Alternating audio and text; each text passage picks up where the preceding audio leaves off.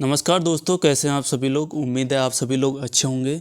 तो दोस्तों, आज उत्तराखंड के अभ्यर्थियों के लिए एक निराश करने वाली खबर आई है। तो वो खबर ये है कि दोस्तों, जो हाल ही में एक एग्ज़ाम हुआ था फॉरेस्टर का, उसकी भर्ती भी हाई कोर्ट चली गई है। उसकी भर्ती भी इसलिए कह रहा हूँ दोस्तों, आपने कल एक न्यूज़ देखी होगी LT सहायक अध्यापक वाली।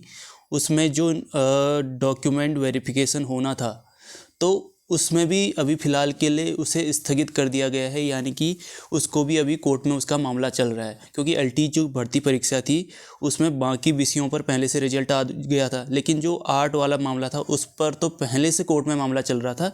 लेकिन जिन विषयों पर रिजल्ट आया उस पर भी अब फ़िलहाल के लिए उसे स्थगित कर दिया गया है, LT मामले को।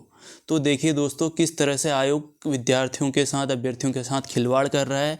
और उसके अलावा जो ये फॉरेस्टर 316 पद वालों का जो रिजल्ट आया था हाल ही में, उसे भी फ़िलहाल के लिए स्थगित कर दिया गया है और इसका मामला हाई कोर्ट चला गया है। और एक जो भर्ती हुई थी लोअर PCS की भर्ती भी हाई कोर्ट जाने की कगार पर है, क्योंकि उसमें भी अभ्यर्थियों के ग्रुप बन चुके हैं और वो भी इस मामले को हाई कोर्ट ले जा रहे हैं। ऐसा क्यों हो रहा है, देखिए दोस्तों, पहले बात कर लेते हैं फॉरेस्टर की। फॉरेस्टर का जो रिजल्ट आया था दोस्तों, उसमें कुल पद थे 316। और जो इसका एग्ज़ाम हुआ था वो हुआ था लगभग आपका 18 शिफ्टों में एग्ज़ाम हुआ था दोस्तों। तो 18 शिफ्टों में एग्ज़ाम हुआ था और इसमें सभी को बोनस अंक मिल गए थे दोस्तों। लगभग इसमें 18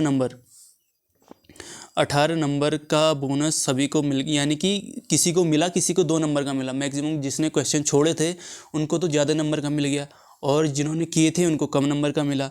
इसके अलावा आप सभी जानते हैं, ये जो लोअर PCS का रिजल्ट आया था उसमें भी 12 नंबर का बोनस सबको दिया गया था, यानी कि मैक्सिमम को। जिन्होंने छोड़े थे, जिन्होंने किए थे, उनको 2-3 नंबर का मिला। ठीक है। इसके अलावा जो ये LT का रिजल्ट हुआ था उसको भी फ़िलहाल के लिए, जिसका DB होना था, उसको भी स्थगित कर दिया गया है। तो देखिए दोस्तों, लगातार से भर्तियां हाई कोर्ट जा रही हैं। और इससे पहले भी आपने देखा होगा, फॉरेस्ट गार्ड का जो पहले वाला एग्ज़ाम था वो भी 1-2 साल हाई कोर्ट में रहा था। तो इस तरह से अभ्यर्थियों के साथ खिलवाड़ हो रहा है। अब आयोग को इस विषय पर सोचना चाहिए, क्योंकि इससे बहुत से जो तैयारी करने वाले अभ्यर्थी हैं वो डिमोटिवेट होते हैं, अपनी तैयारी अच्छे से नहीं कर पाते। क्योंकि आगे जो एग्ज़ाम है हाई कोर्ट, ये कनिष्ठ सहायक और VDO BPDO का, तो उसमें भी क्या संभावना है, क्या हो सकता है, तो इस पर भी कुछ कहा नहीं जा सकता।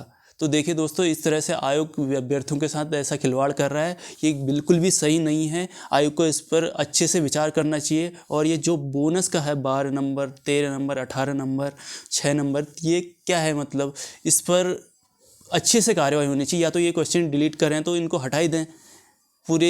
जैसे लोअर PCS का 150 में से रिजल्ट आया था, तो 12 क्वेश्चन डिलीट थे, तो आप रिजल्ट 138 में से निकालो। आप 150 में से निकाले और 12 क्वेश्चन डिलीट कर दे रहे हो। तो इस तरह से नहीं करना चाहिए आयोग को। तो फॉरेस्टर का जो रिजल्ट आया था उसको भी फ़िलहाल के लिए हाई कोर्ट में उसमें मामला चल रहा है। तो देखिए दोस्तों, क्या मामला है, इसको देख लेते हैं। फॉरेस्टर पदों पर चयनित को नियुक्ति देने पर रोक, जो नियुक्ति देने पर उन पर फिलहाल के लिए रोक लगा दी गई है। तो देखिए दोस्तों, इसमें न्यूज़ क्या है कि हाईकोर्ट ने अधीनस्थ सेवा चयन आयोग की ओर से वन विभाग में फॉरेस्टर पदों के सफल घोषित 316 अभ्यर्थियों को नियुक्ति देने पर रोक लगा दी है। यानी कि अभी इनको फिलहाल के लिए नियुक्ति नहीं दी जाएगी। साथ ही आयोग को याचिकाकर्ताओं के प्रत्यावेदन 8 सप्ताह के भीतर निस्तारित करने के आदेश दिए हैं। और देखिए दोस्तों, इसमें वरिष्ठ न्यायमूर्ति मनोज कुमार तिवारी एकल पीठ में फॉरेस्टर पदों की नियुक्ति परीक्षा में शामिल मंजीत पवार समेत 8 ने याचिका दायर की है। उनका कहना है कि आयोग की ओर से आयोजित लिखित परीक्षा के 18 सेटों के प्रश्न पत्रों में 332 सवाल कोर्स से बाहर के आते हैं। लगा लीजिए आप, 18 शिफ्टों में एग्ज़ाम होता है, उसमें से 332 सवाल कहाँ से आते हैं, बाहर से आते हैं। तो ये मतलब नशा करके क्वेश्चन बनाते हैं।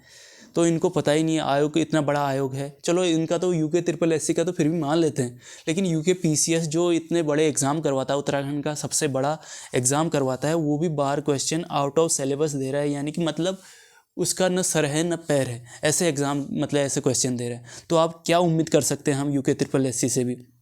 तो इसमें लिखा गया है कि इसके बदले अभ्यर्थियों में से किसी को कम तो किसी को अधिक अंक दिए गए। तो देखिए, ये सबसे बड़ी समस्या है दोस्तों, किसी को कम तो किसी को अधिक अंक दिए गए। आरोप लगाया कि एक ही परिवार के दो दो लोगों का चयनित भी किया गया। अब ये भी एक आरोप लगाया गया है दोस्तों।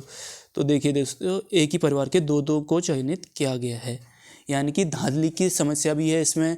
ऊपर से आयोग का जो प्रश्न है, डिलीट करने का तरीका, इसके अलावा जो भी आपका नॉर्मलाइजेशन फैक्टर है, तो विभिन्न प्रकार की चीज़ें हैं दोस्तों। आयोग को इस विषय पर विचार करना चाहिए। आप इतने बड़े एग्ज़ाम करवा रहे हैं, यूके पीसीएस हो गए, यूके ट्रिपल एससी हो गए, सभी के यही हाल हैं। चलो यूके ट्रिपल एससी में तो थोड़ा बहुत चलता है कि कह सकते हैं कि थोड़ा बहुत क्वेश्चन गलत हो, 4-5 मान सकते हैं, लेकिन यूके पीसीएस जैसे एग्ज़ाम में 12 क्वेश्चन डिलीट होना, और इसमें तो हद ही कर दी दोस्तों। फॉरेस्टर का जो एग्ज़ाम हुआ था, इसमें 332 प्रश्न डिलीट हुए थे। 332, 18 सितंबर में एग्ज़ाम हुआ था, तो 332 प्रश्न डिलीट होना बहुत बड़ी बात होती है। तो आप लोगों की क्या राय है दोस्तों, कमेंट बॉक्स में ज़रूर बताइएगा। और बाकी अब आयोग को इस पर विचार ज़रूर करना चाहिए दोस्तों, क्योंकि अभ्यर्थियों के जो भविष्य है उसके साथ खिलवाड़ नहीं करना चाहिए। क्योंकि उत्तराखंड में होता क्या है कि 5 साल में तो वैकेंसी आती है, ठीक है, 5 साल में वैकेंसी आती है, उसके बाद एग्ज़ाम होता है। एग्ज़ाम के 6-7 महीने तो रिजल्ट आने में लग जाते हैं, 6-7 महीने रिजल्ट आने में लगते हैं। उसके बाद उसमें कुछ धांधली ऐसा मामला है तो अगर स्टे लग गया तो 1-2 साल ऐसे लग जाते हैं। तो विद्यार्थी का जीवन तो इसी में चले जाता है। तो आयोग को इस तरह से खिलवाड़ नहीं करना चाहिए और अभ्यर्थियों के भविष्य के प्रति सजग रहना चाहिए दोस्तों। और यही सब चीज़ें थी दोस्तों। आपकी क्या राय है ज़रूर बताइएगा, और थैंक यू सो मच।